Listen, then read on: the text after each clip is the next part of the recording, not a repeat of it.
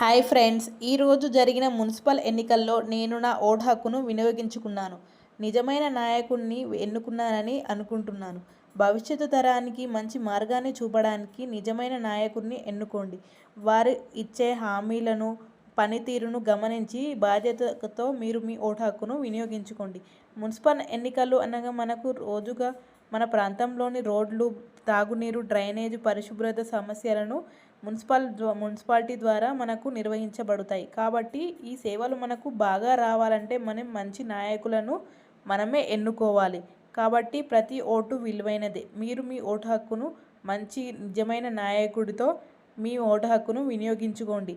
అభివృద్ధి పనులు వేగంగా జరగడానికి, మన ప్రజల సమస్యలను ఎవరైతే బాధ్యతతో నిర్వహిస్తారో వారికి ఓటు వేసి మంచి భవిష్యత్తుకు దారి చూపండి. ఈ ఎన్నికల్లో మీ ఓటు మీ భవిష్యత్తుకు మార్గాన్ని చూపుతుంది. కాబట్టి బాధ్యత గల ప్రతినిధిని ఎన్నుకుంటే సమస్యలపై స్పందన ఉంటుంది.